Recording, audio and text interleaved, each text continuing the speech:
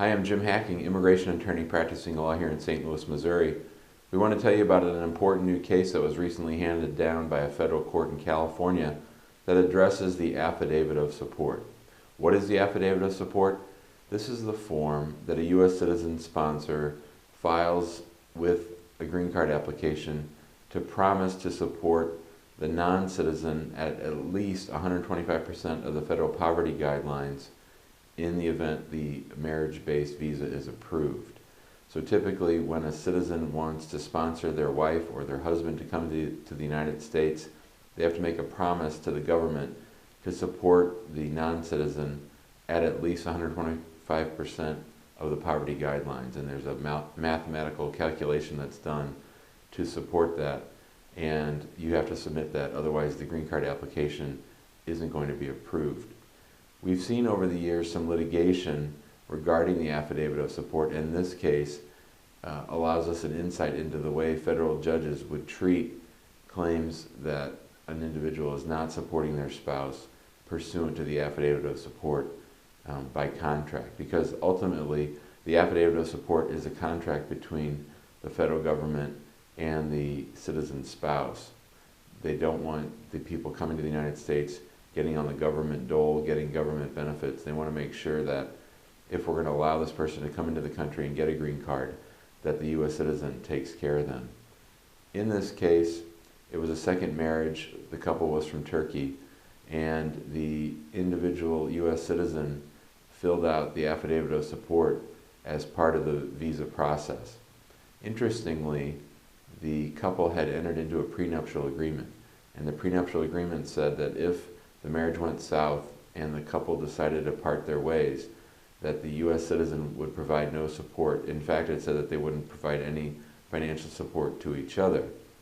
So the couple got the visa, the wife came to the United States, she got her green card, and it was a conditional green card, because if you've been married less than 2 years, you don't get a permanent green card, you get a conditional permanent green card, which means that after 2 years, you have to go back to the Immigration Service, demonstrate that you're still married, and show that it's a bona fide marriage.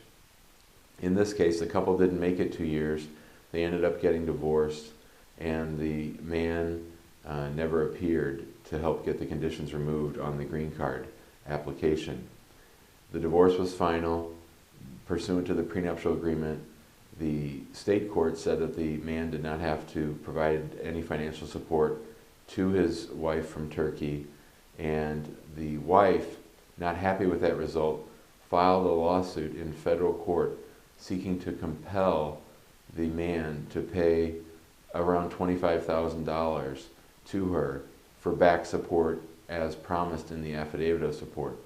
We've seen this tried in the past. It doesn't usually work, but we do have a lot of questions about the affidavit of support, and people want to know if these kinds of lawsuits work. And in this particular case, it didn't work. Now here's why.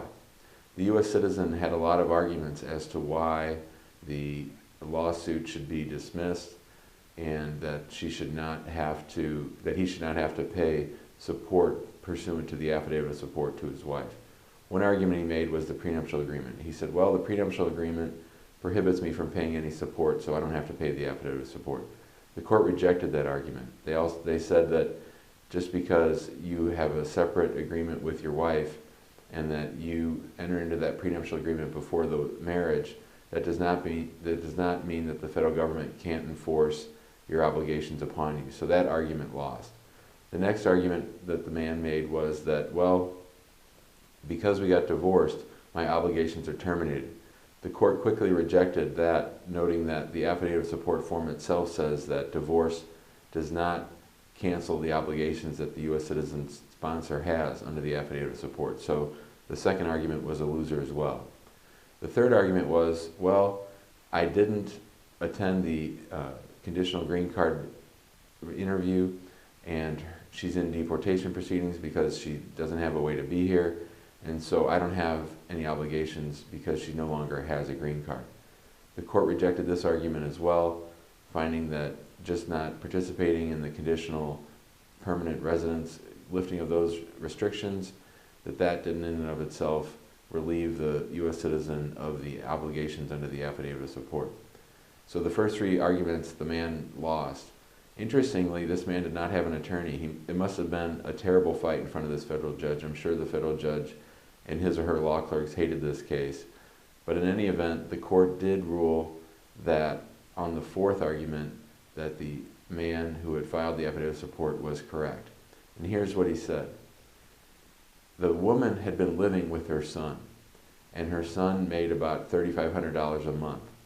And her son had been supporting her the entire time. And the court said that in calculating the 125% of the poverty guidelines, that they had to take into account the support that the lady was receiving from her son. And so, because of that, the man was relieved of his obligations because she had been receiving support at 125% of the poverty guidelines. And that is what the court held. They denied summary judgment in favor of the wife, and the court suggested that it would grant summary judgment if the husband asked for it.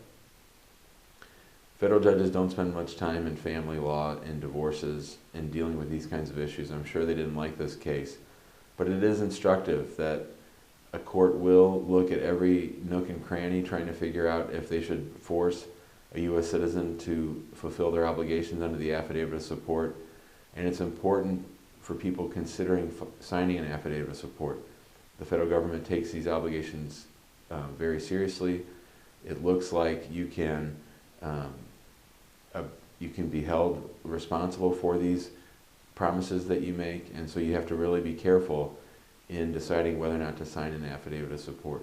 You should ask yourself, do I trust the person? Is this going to become a problem for me? And you really have to think it through in deciding whether or not to sign an affidavit of support. If you have any questions about this case, we'd be happy to walk you through it. If you're wondering about your obligations as the signer of an affidavit of support, we'd be happy to talk it through with you. Feel free to give us a call, 314-961-8200, or you can email me, jim@hackinglawpractice.com. Thanks.